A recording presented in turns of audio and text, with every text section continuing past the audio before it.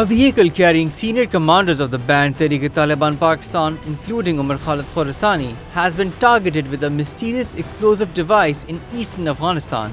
According to reports, the TTP leaders were travelling in the Birmal district of Paktika when their vehicle hit a roadside mine on 7th August. The TTP has yet to confirm these targeted killings of its top commanders, which would certainly undermine the Afghan Taliban brokered peace negotiations between the TTP and the Pakistan government. The news comes after the outlawed TTP and Pakistan reached a deadlock during their talks as the militant group refused to budge from its demand for the reversal of the merger of the erstwhile FATA with the Khyber-Pakhtunkhwa province. There was also a stalemate over the issue of the TTP laying down their arms in case of a peace deal, which would enable them to return to their homeland.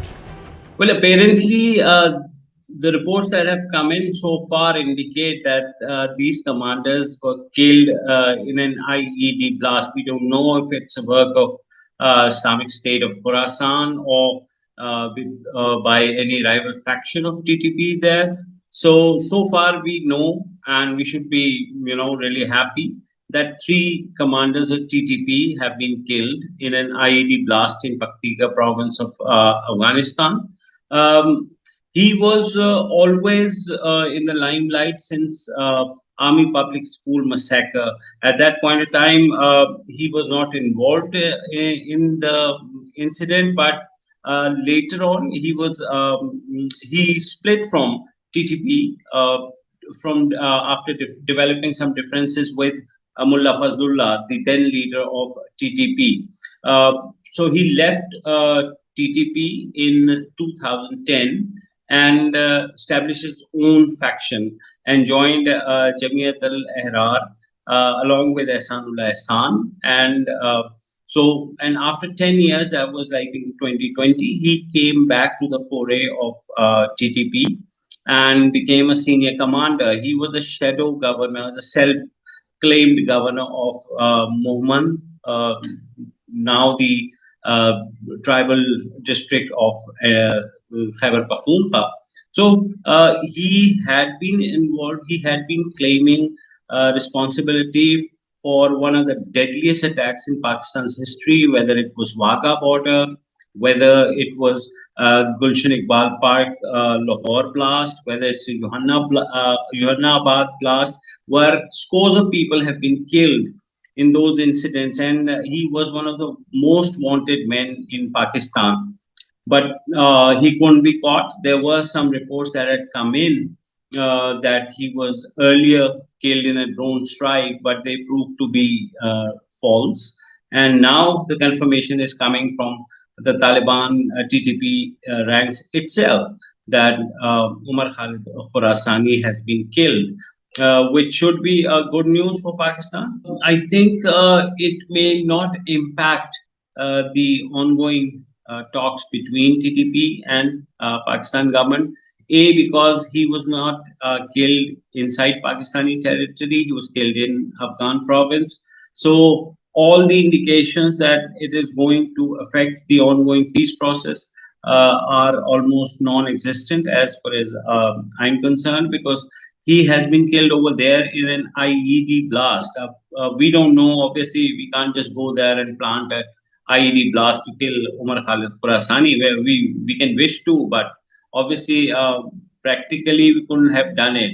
So either it's some rival faction of the TTP or maybe Islamic State of Khorasan, which is deadly against the TTP. So this could be taken by TTP as an internal rift, a result of an internal rift, or a target by an opposition militant group inside Afghanistan. So I think all those who are claiming that it may affect the peace process between Pakistan and TTP are not predicting it correctly. As far as their TTP's demand of not accepting tribal districts as districts and wanted to restore their earlier position as tribal agencies, I think Pakistani government has given its clear indication to them that this is not possible. First of all, as a Pakistani, suffer terribly at the hands of these terrorists and bandits. I'm delighted that their commanders and their brains, so to speak, have been eliminated. I wonder who should get the credit for that. Is it Daesh? Is it an internal job? Is it indeed the TTA, the Tehreek-e-Taliban Afghanistan, who have been midwifing some negotiations between Pakistan and these people, which the hardliners, especially this chap who's just been killed, did not agree with, I believe.